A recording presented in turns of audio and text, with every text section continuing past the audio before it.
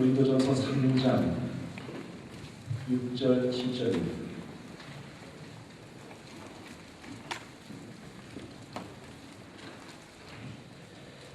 고린도전서 3장 6절 7절 찾으셨으면 한 목소리로 같이 읽도록하겠습니다. 시작. 나는 심었고 아브라함은 물을 주었으되 오직 하나님께서 자라게 하셨나니 그런즉 심느냐 물 주는 아무것도 아니오되 오직 자라게 하시는 하나님이니라. 아멘. 하박국 3장 2절로 보겠습니다. 하박국 3장 2절입니다.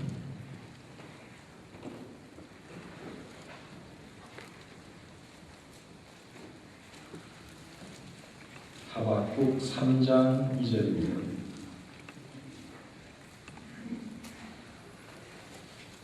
자, 이 말씀 우리 찾으셨으면 한 목소리로 같이 읽겠습니다. 1303페이지입니다. 자, 읽겠습니다. 시작. 여호와여 내가 주께 대한 소문을 듣고 놀랐나이다. 여호와여 주님 주의 일을 이 수년에 부응하게 하옵소서. 이 수년에 나타나 계시옵소서. 진노 중이라도 긍휼을 잊지 마옵소서. 아멘. 잠시 기도하겠습니다. 하나님 아버지, 부족한 종이 이 자리에 섰습니다. 종이 말씀을 전할 때에 하나님께서 도와주시고 이 말씀이 살아있는 하나님의 말씀으로 들려지게 해주시옵소서. 오늘 이 말씀이 우리 모두에게 큰 도전이 되고 또 어떻게 하면 우리에게 세울 수 있을지 또 깨달음을 얻는 귀한 말씀 되도록 축복해 주시옵소서. 시종을 오직 주님께 닦아오며 예수님의 이름으로 기도드립니다. 아멘. 여러분들 파도 타기 하는 거 보신 적 있습니까? 우리 한국에서는 파도 타기 하는 거 보기가 그렇게 쉽지가 않습니다. 서핑이라고 하죠. 서핑. 근데 캘리포니아 주 바닷가에 가면 그 사람들이 그 파도 타기 하는 것을 아주 많이 볼 수 있습니다. 그 파도 타기 하는 그 광경을 이렇게 지켜보면 굉장히 재미있습니다. 큰 파도가 몰려오면 그 파도를 이용해서 이제 보드 위에 몸을 싣는 거죠. 그리고 발로 서가지고 이렇게 파도 타는 그 모습이 굉장히 멋집니다. 제가 캘리포니아에서 신학교 다닐 때 한 교수님이 계셨는데 그 교수님은 자기 그 강의 노트에 앞면에다가 항상 이제 무슨 과목, 교수 누구누구 그거 쓰는 그 페이지에 항상 하나님 말씀을 하나고 이렇게 써놓더라고요.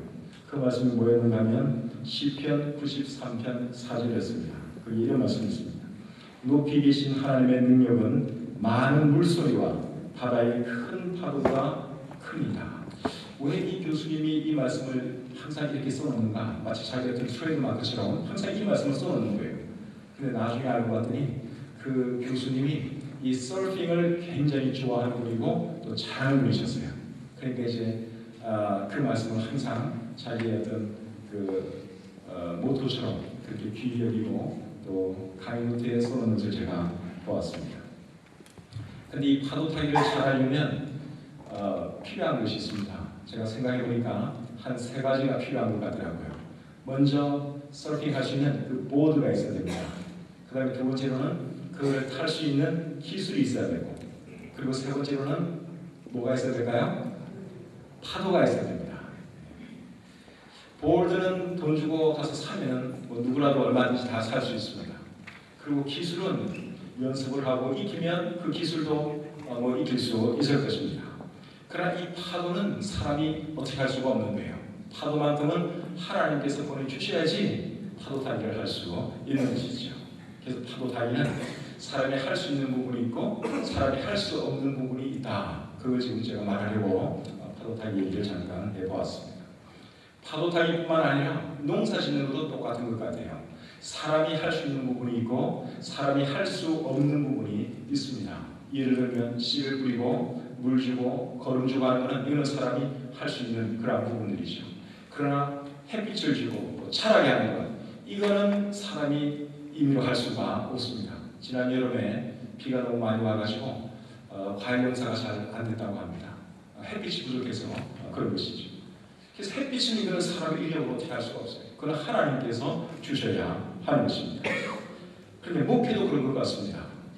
사람이 할 수 있는 부분이 있고 사람이 할 수 없는 부분이 있습니다.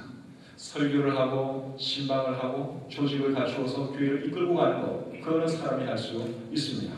그러나 그런 것만 잘한다고 해서 목회가 되고 교회가 성장하냐? 절대로 그렇지 않지요. 그래서 목회도 분명히 하나님께서 도와주셔야 할 부분이 있다는 것입니다. 우리가 고린도전서 3장 6절 7절 말씀을 읽었는데 그 말씀이 바로 그러한 의미지요. 심고 물주는 것은 사람의 몫이지만 자라게 하는 것은 하나님께서 하셔야 된다고 말씀하고 있습니다. 이 말씀은 농사에 대한 말씀이 아니라 사역에 대한 말씀이고 목회에 대한 말씀이죠. 그래서 우리 힘으로 할 수 없는 부분에 대해서 하나님께서 도와주셔야만 가능한 이런 부분에 대해서는 우리가 어떻게 할까요? 그때는 이제 기도하는 수밖에 없습니다. 오늘 저에게서 하박국 3장 2절 말씀을 우리가 함께 읽었습니다. 거기 보시면 주여 주는 주의 일을 부응하게 하옵소서, 수년 내에 부응하게 하옵소서라고 하박국 선지자가 기도했습니다. 여러분, 왜 하박국 선지자가 이런 기도를 했겠습니까? 부흥은 사람이 힘으로 가능한 것이 아니기 때문에 하나님께서 도와주셔야만 가능하기 때문에 그런 주여 수년 내에 부흥케 하옵소서 그렇게 기도했던 것입니다. 목회자로서 저와 여러분들도 드려야 할 기도가 바로 이런 기도라고 생각을 합니다. 여러분, 우리가 목회자로서 바라는 것이 무엇입니까? 교회가 성장하고 부흥하는 거 아니겠습니까? 그렇다면 우리들도 이런 기도를 하나님께 드리지 아니할 수가 없는 것입니다. 그래서 오늘은 제가 이 부흥에 대해서 좀 말씀을 드리려고 합니다. 오늘 부흥이라는 말을 제가 아주 여러 번 쓸 것입니다. 우리가 부흥이라는 말을 참 자주 쓰는데 여러분, 성경에는 부흥이라고 하는 단어가 몇 번 나오는 줄 아십니까? 성경에는 부흥이라고 하는 단어가 딱 한 번 나옵니다. 하박국 3장 2절, 여기에 유일하게 딱 한 번 나옵니다. 부흥이라는 말하고 이 부흥이라는 말과 함께 자주 쓰이는 단어가 또 성장이라는 단어인데, 여러분, 성장이라는 단어는 또 성경에 몇 번 나오는 줄 아세요? 그것도 성경에 한 번 나옵니다. 어디 나오는가 하면 시편 92편 12절에 나옵니다. 의인은 종려나무같이 번성하며 레바논의 백향목같이 성장하리로다. 그래서 부흥도 그렇고 성장도 그렇고 우리 성경에 한 번씩밖에 나오지를 않습니다. 그럼에도 불구하고 성경 전반에 깔려있는 아주 중요한 개념이 부흥과 성장이라는 것이죠. 여러분들이 사도행전을 쭉 읽어보시면 사도행전에는 부흥이라는 단어도 안 나오고 성장이라는 단어도 안 나옵니다. 그러나 사도행전을 읽어보면 사도행전은 초대교회의 부흥과 성장에 대한 기록이라고 하는 것을 우리가 발견하게 됩니다. 또 성경에는 열매라는 단어는 상당히 많이 나옵니다. 그런데 여러분, 이 열매도 결국은 부흥과 성장과 관련된 단어죠. 여러분, 부흥하지 않고 열매를 맺을 수 있습니까? 성장하지 않은 채로 열매가 나옵니까? 그건 불가능하죠. 열매를 맺기 위해서는 반드시 성장하고 또 부흥해야 한다 하는 것입니다. 그런데 오늘 하박국 3장 2절에 주의 일을 부흥하게 하옵소서 그렇게 하박국 선지자가 기도를 했는데, 여러분, 여기서 말씀하고 있는 이 주의 일이 뭘까요? 주의 일을 부흥하게 하옵소서 그렇게 지금 기도하고 있잖아요. 여기서 말하는 주의 일이 여러분 뭐라고 생각되십니까? 이게 굉장히 어렵더라고요. 도대체 이 주의 일이라고 하는 게 뭔가? 그래서 제가 어제 성경을 쭉 읽으면서 그걸 연구를 해봤는데, 이제 이 주의 일을 이해하기 위해서는 이 본문 앞의 내용 전체를 다 이해를 할 필요가 있습니다. 오늘 이 본문 앞에 어떤 내용이 기록되어 있는가 하면 하나님께서 한 나라를 일으킬 것에 대해서 말씀을 하고 있습니다. 우리 하박국 1장을 좀 찾아보겠습니다. 하박국 1장 5절부터 10절까지입니다.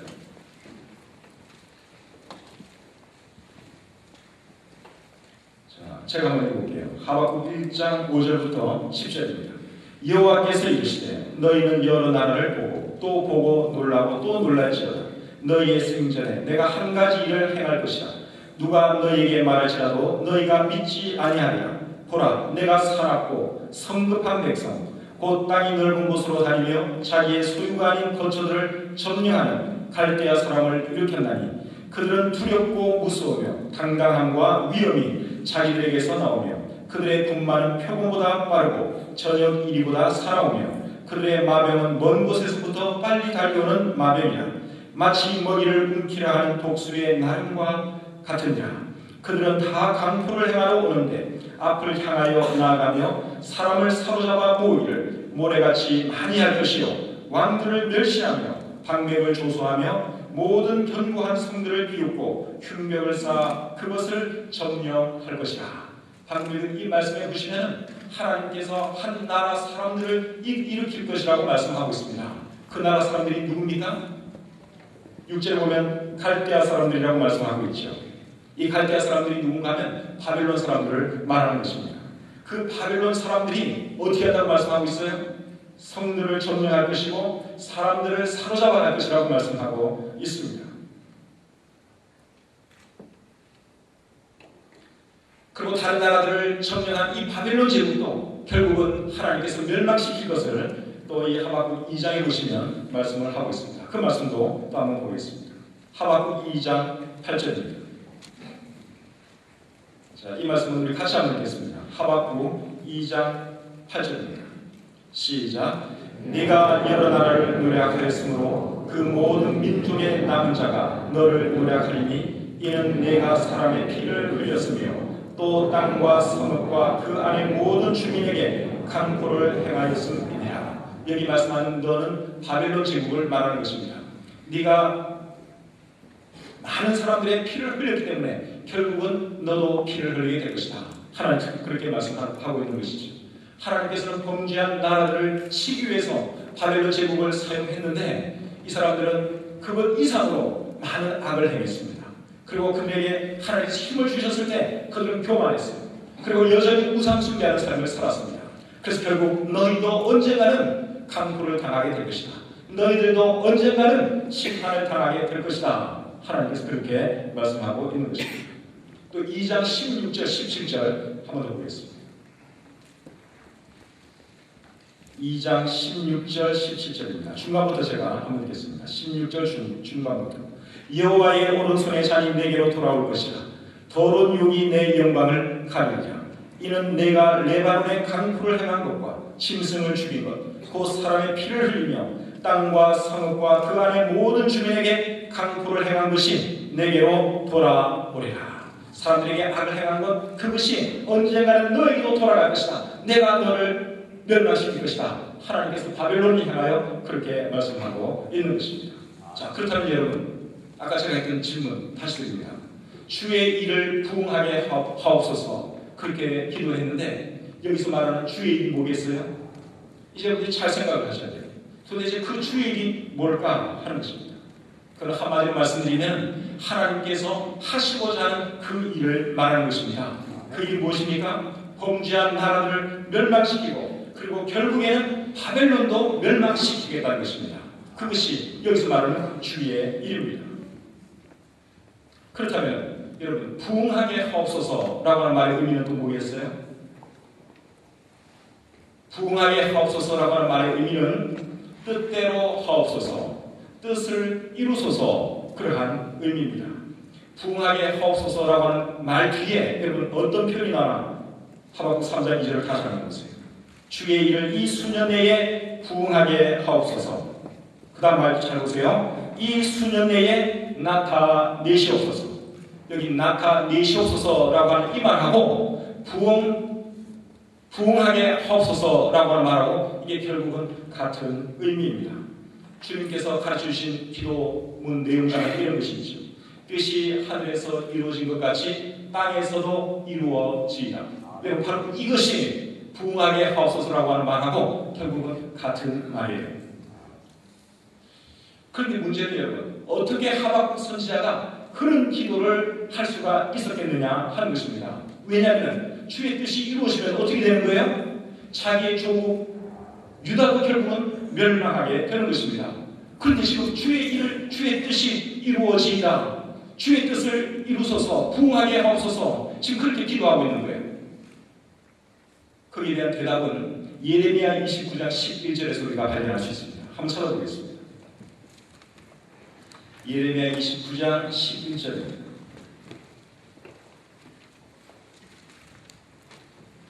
예레미야 29장 11절 말씀. 찾으셨으면 우리 같이 한번 읽겠습니다. 이레미야 29장 11절. 자, 같이 읽습니다. 시작. 여호와의 말씀이니라. 너희를 향한 나의 생각을 내가 아나니 평안이요 재앙이 아닙니다. 너희에게 미래와 희망을 주는 것이니라. 하박국 선지자와 이레미야 선지자는 동시대 사람들입니다. 두 사람 다 멸망할 유다의 미래를 바라보면서 그들은 사역을 했습니다.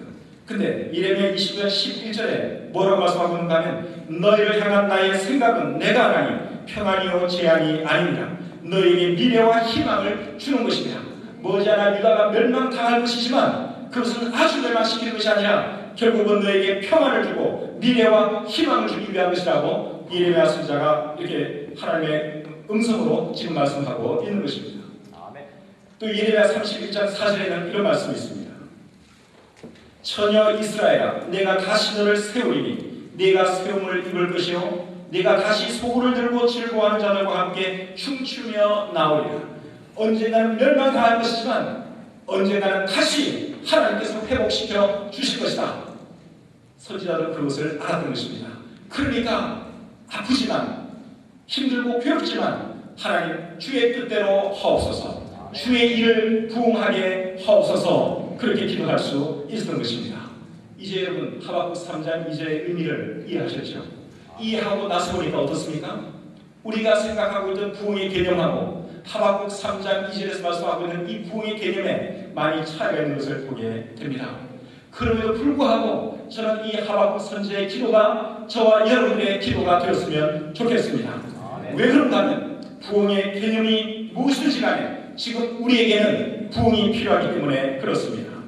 부흥의 개념이 우리가 알고 있는 대로 새롭게 하는 것, 회복하게 하는 것, 다시 일어나는 것, 그렇게 이해도 상관없고 또 하박국 3장 2절에서처럼 하나님의 뜻이 이루어지는 것으로 이해해도 상관없습니다. 왜냐하면 우리를 향하신 하나님의 뜻은 결국 무엇입니까?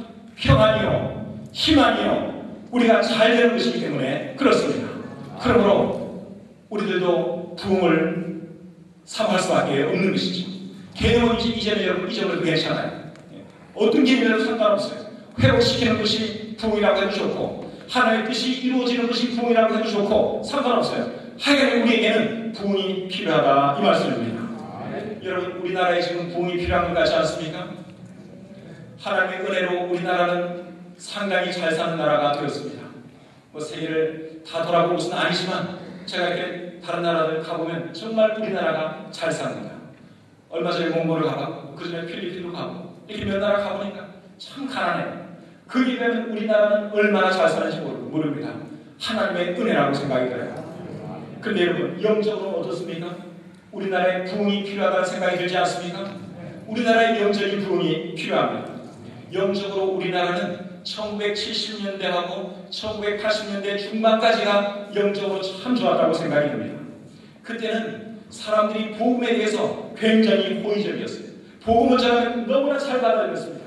그래서 부흥전도 집회를 하고 부흥회를 하면 사람들이 그냥 교회로 몰려 들어왔습니다. 제가 섬기던 팽당동 교회도 70년대, 80년대 큰 부흥을 경험했습니다. 그리고 여러분 성경학교 할 때는 어떻습니까? 거기에 나가서 아이들 전도하면 아이들이 얼마나 잘 따라왔는지 몰라요. 그래서 여러분 성경학교 가면 교회마다 아이들로 가득가득 찼습니다. 팽당동교회도 그랬고 불광동교회도 그런 것을 제가 알고 아마 여러분들 오래된 교회들은 그런 경험들이 다 있을 것입니다. 또 저희 팽당동교회 같은 경우에는 간증 시간이 있었어요. 주일 저녁 예배라든가 수요 저녁 시간에 간증 시간이 있었는데 그때 많은 사람들이 서로 간증하겠다고 손을 들었습니다. 얼마나 간증이 은혜스럽고 풍성했는지 모릅니다. 그런데 지금은 어떻습니까? 지금은 간증 좀 하라 그러면 사람들이 간증을 안 해요. 전도 주시면 사람들이 관심이 없습니다. 예수 믿으세요 하면 얼마나 사람들이 강팍해졌는지 모릅니다. 이런 걸 생각하면 확실히 우리나라에는 지금 영적인 부흥이 필요합니다. 여러분 가정에도 부흥이 필요한 것 같지 않습니까? 경제적으로는 과거에 비해서 우리 가정들이 대체적으로 다 잘 살고 있습니다. 그러나 과거에 비해서 지금 우리의 가정들은 더 행복해졌느냐 하는 것입니다. 그리고 과거보다 우리 가족들은 더 주님을 사랑하고 더 주님을 잘 섬기고 있느냐 하는 것입니다. 만약 그렇지 못하다면 우리 가정에도 부흥은 필요한 것입니다. 우리 교회도 여러분 부흥이 필요하다고 저는 믿습니다. 여러분들의 교회에 대해서는 제가 잘 모르기 때문에 뭐라고 말할 수 없어요. 그러나 제가 섬기는 우리 새삼 침례교회는 확실히 부흥이 필요한 것 같습니다. 얼마 전에 우리 새삼 침례교회는 창립 8주년을 맞이했습니다. 하나님의 은혜로 그동안 잘 지내왔습니다. 큰 것은 아니지만 부흥도 경험했고 성장도 경험했습니다. 그런데 어느 순간부터 교회가 성장하지를 않습니다. 성도님들에게는 전도의 열정이 더 이상 보이지를 않습니다. 새로운 영혼들이 교회를 찾아나오는 것도 아주 줄어들었습니다. 우리 성도님들의 모습 속에는 지쳐있는 모습이 역력해 보입니다. 그래서 우리 새삼 침례교회 같은 경우에는 확실히 부흥이 필요하다고 저는 생각을 합니다. 여러분들의 교회는 어떠세요? 혹시 여러분들의 교회 모습도 지금 제가 방금 묘사한 우리 교회와 비슷하다면 여러분들의 교회도 부흥이 필요한 줄 믿습니다. 그럼 여러분, 이제 우리는 어떻게 해야 되겠습니까? 어떻게 하면 우리 교회를 다시 부흥시킬 수 있을까요? 어떻게 하면 이 나라를 다시 한번 영적으로 일으켜 세울 수가 있겠습니까? 부흥에 대해서 많은 말을 할 수 있겠지만 가장 중요하고 가장 시급한 것은 저는 기도라고 생각합니다. 오늘 하박국 3장 2절에서 하박국 선지자는 주의 일을 부흥하게 하옵소서, 수년 내에 부흥하게 하옵소서라고 하나님께 기도했습니다. 우리도 부흥을 원한다면 이렇게 기도해야 될 줄 믿습니다. 여러분, 초대교회를 한번 생각해 보세요. 초대교회는 부흥하는 교회였습니다. 성장하는 교회였습니다. 수많은 사람들이 예수님을 영접하고 구원받는 놀라운 역사가 일어났던 교회입니다. 그런데 그 초대교회가 그렇게 될 수 있었던 그 첫 번째 비밀이 뭔 줄 아십니까? 기도였습니다. 초대교회는 기도하는 교회였습니다. 사도행전 1장 14절에 보시면 제자들과 여자들과 예수님의 어머니 마리아와 예수님의 아우들이 마음을 같이하여 오로지 기도에 힘썼다고 기록하고 있습니다. 사도행전 1장 14절에 그렇게 기록하고 있습니다. 그래서 초대교회는 기도로 시작한 교회라고 말할 수 있습니다. 또 사도행전 2장 42절에는 그들이 사도의 가르침을 받아 서로 교제하고 떡을 떼며 오로지 기도하기를 힘쓰니라 라고 말씀하고 있습니다. 그 교회는 기도하는 교회였어요. 기도가 끊이지 않았습니다. 성도들이 간절하게 하나님께 기도했습니다. 사도행전 3장 1절에 보시면 초대교회 사도들과 성도들은 시간을 정해놓고 하나님께 기도했습니다. 제9시 기도 시간에 베드로와 요한이 성전에 올라갈새 사도행전 3장 1절에 그렇게 말씀하고 있죠. 기도 시간이 딱 있었어요. 그 기도 시간만 되면 성전으로 모여서 성도들이 하나님 앞에 기도드렸습니다. 사도행전 6장 4절에는 초대교회 집사를 세우는 장면이 나옵니다. 왜 초대교회 집사를 세웠습니까? 기도에 전념하기 위해서 초대교회 집사들을 세운 것입니다. 사랑하는 교회자 여러분, 여러분들의 교회가 성장하기를 원하십니까? 우리나라가 부흥하기를 원하십니까? 그렇다면 먼저 하나님 앞에 기도하시기를 바랍니다. 하나님, 우리 교회를 부흥시켜 주시옵소서. 우리 교회에 영혼들을 보내주시옵소서. 매 예배 때마다 영혼들이 회개하고 구원받는 역사가 있게 해 주시옵소서. 여러분, 그렇게 기도할 수 있기를 바랍니다. 또 우리나라가 부흥하기를 원한다면 하나님, 우리나라를 긍휼히 여겨 주시옵소서. 하나님 알지 못하는 이 백성을 불쌍히 여겨 주시고 구원하여 주시옵소서. 우상 숭배를 버리게 하시고 죄를 버리게 해 주시옵소서. 여러분, 우리나라를 위해서도 이렇게 기도해야 할 줄 믿습니다.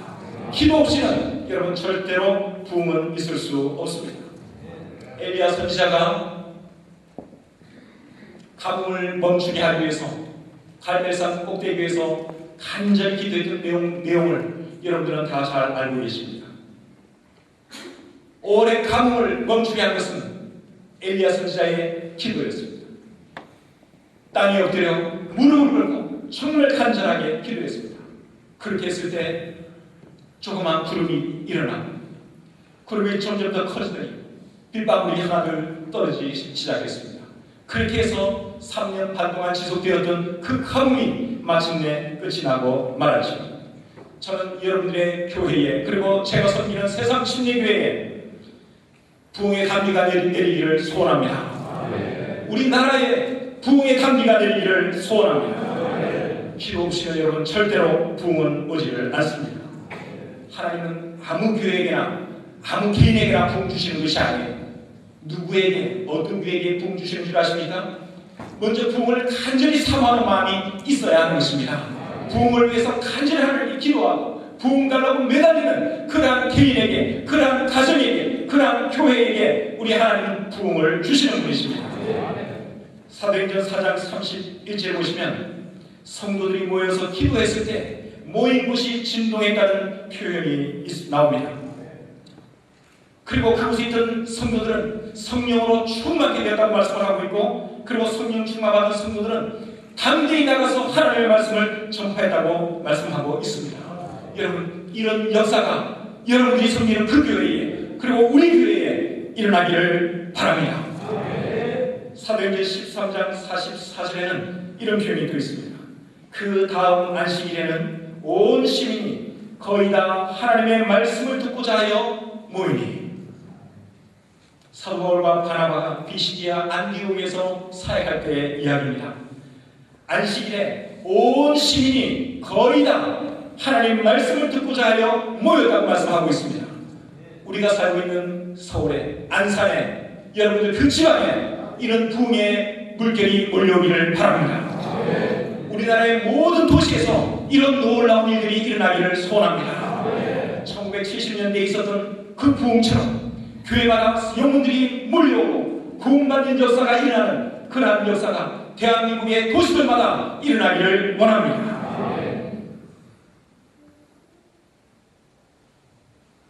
사도 바울의 사역 성경 비결이 뭐였느냐? 그분의 성공 비결도 여러분 기도였다고 하는 것을 잊지 마시기를 바랍니다. 사도 바울은 정말 위대한 하나님의 사람이었죠. 그러나 틈만 있으면 사람들에게 나를 위해서, 복음을 위해서 기도해달라고 그런 기도 부탁을 했습니다. 골로새서 4장 3절에 이렇게 말합니다. 우리를 위하여 기도하되 하나님이 전도할 문을 우리에게 열어주사 그리스도의 비밀을 말하게 하시기를 구하라. 성도들에게 지금 기도 부탁하고 있는 것입니다. 또 에베소서 6장 19절에서는 이렇게 말씀합니다. 또 나를 위하여 구할 것은 내게 말씀을 주사 나로 입을 열어 복음의 비밀을 담대히 알리게 하옵소서 할 것이니, 여러분 사도 바울과 같은 위대한 인물이 이렇게 기도 부탁을 해요. 또 기도가 이렇게 중요한 것을 그분이 알았다면 여러분 우리들은 기도에 대해서 어떤 자세를 가져야 하겠습니까? 정말 간절히 기도해야 되지 않겠습니까? 만나는 사람들에게마다 기도해달라고 그렇게 부탁해야 되지 않겠습니까? 여러분 그렇게 하시기를 바랍니다. 그렇게 할 때 우리 사역에 하나님께서 복을 주시는 것입니다. 사도 바울의 사역 성공 비결 다른 게 아니에요. 기도였습니다. 참으로 유능한 사람이지만 그도 기도하는 사람이었다는 것입니다. 사무엘 선지자도 역시 마찬가지죠. 위대한 하나님의 사람이었지만 그도 하나님 앞에 기도할 줄 아는 사람이었습니다. 틈만 나면 그는 자기가 맡은 사람들을 위해서 기도했습니다. 나는 너희를 위하여 기도하기를 쉬는 죄를 결단코 멈추지 않겠다고, 범하지 않겠다고 사무엘 선지자는 고백을 했습니다. 여러분 우리들도 우리 성도들을 위해서, 우리 가족들을 위해서, 우리의 기도가 필요한 동역자들을 위해서 간절히 하나님 앞에 기도할 수 있는 그런 사람들이 될 수 있기를 바랍니다. 엘리야 선지자는 어려움이 있을 때마다 미스바의 사람들을 모아놓고 하나님 앞에 기도로 나아갔던 사람입니다. 금식하면서 기도했습니다. 그리고 죄를 통해 자복하면서 그는 하나님께 기도했습니다. 우리의 교회가 부흥하기를 원한다면, 이 땅에 다시 한번 부흥이 쳐져오기를 원한다면 우리들도 그러한 기도가 있어야 할 줄 믿습니다. 정말 우리의 지은 죄를 놓고 하나님 앞에 뜨겁게 자복하고 회개하는 그러한 역사가 있을 때 우리 가정이 살아날 것입니다. 여러분이 섬기는 교회가 살아날 것입니다. 이 땅에 다시 한번 부흥의 계절이 올 것을 믿습니다. 주에 대한 회개가 없이는 여러분 절대로 부흥은 찾아오지 않습니다. 여호수아 7장에 이스라엘 백성들이 아이성을 쳐들어간 내용이 거기에 기록되어 있습니다. 여리고 전투에서 승리한 이스라엘 백성들은 의기양양했습니다.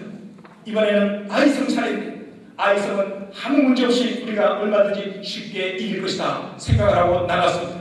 그러나 결과는 패했어요. 지고 말았어요. 그 이유가 무엇입니까? 아간이라고 하는 한 사람의 범죄 때문에 그들은 실패를 맛보아야 했습니다. 회개 없이는 여러분 승리를 주시지 않는 분이 우리 하나님을 잊지 마시기를 바랍니다.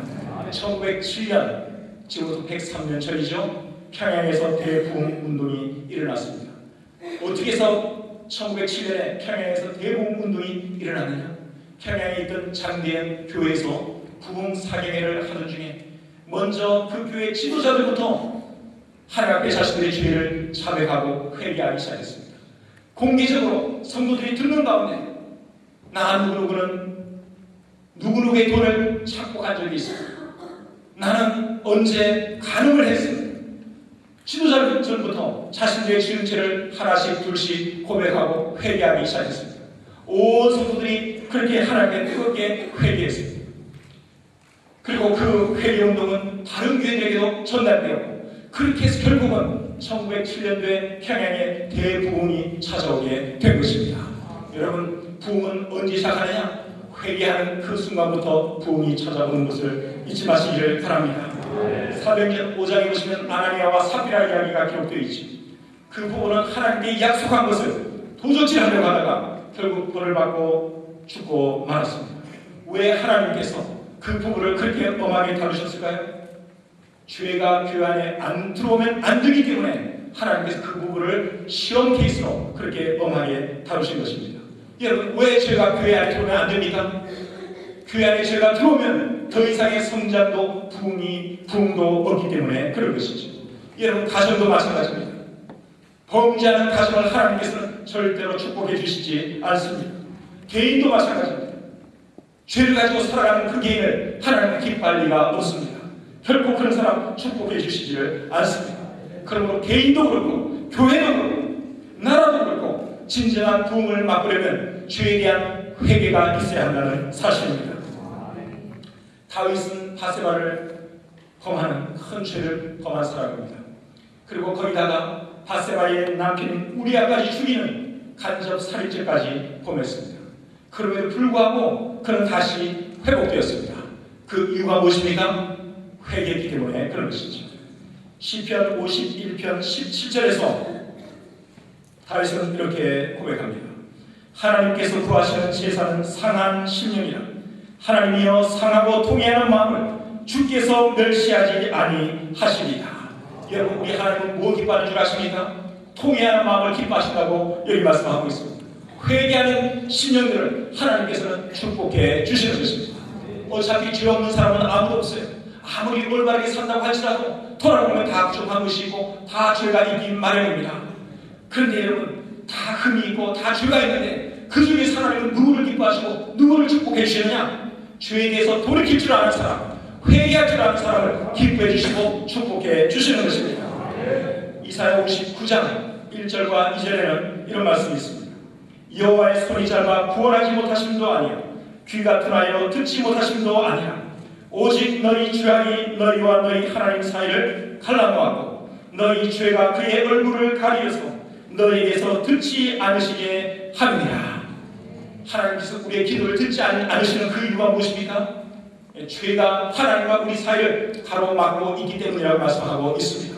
우리의 기도의 통로가 뚫리기 위해서는 먼저 죄 문제가 해결되어야 하는 것이죠. 그렇기 때문에 여러분, 회개가 우선되어야 하는 것입니다. 사랑하는 동역자 여러분, 혹시 우리들에게는 아무도 모르는 은밀한 죄가 있지 않습니까? 아무도 모르는 나만 아는 어떤 죄가 있다면 여러분, 그 죄를 하나님 앞에 진심으로 고백하고 다 내려놓을 수 있기를 바랍니다. 죄를 품고서는 절대로 하나님께로부터 복받을 수가 없습니다. 부흥을 위해 기도하기 전에 먼저 죄에 대한 회개가 이루어야 될 줄 믿습니다. 그렇게 할 때 하나님께서는 은혜를 강같이 흐르게 해 주실 것을 믿습니다. 주여, 주는 주의 일을 부흥하게 하옵소서. 수년 내에 부흥하게 하옵소서. 여러분, 이 기도가 저와 여러분들의 기도가 되게 합시다. 그리고 이 기도에 합당한 삶을 살아갈 수 있기를 바랍니다. 그렇게 할 때 우리 가정이 부흥하고 우리 교회가 부흥하고 우리 나라가 부흥하는 놀라운 경험을 하게 될 것입니다. 하나님께서 여러분들을 축복해 주시고 여러분들 섬기시는 그 교회를 축복해 주시기를 주님의 이름으로 축복합니다. 하나님 아버지, 부족한 종이 귀한 목사님들 앞에서 감히 설교를 했습니다. 이 말씀이 하나님의 말씀으로 마음에 와닿게 하시고, 오늘 이 저녁 시간에 우리 자신들을 돌아보면서 기도하지 못한 죄를 하나님께 회개하시도록 도와주시고, 하나님 앞에 숨기고 살았던 죄악들이 있으면 다 내려놓게 하시고, 우리 교회들을 위해서, 우리 가정들을 위해서, 우리 나라를 위해서 기도할 때 하나님 우리들의 기도를 응답해 주시옵소서. 예수님의 이름으로 기도드립니다. 이 시간 다 함께 일하셔서 우리 부흥 찬송 같이 한번 하겠습니다. Amen.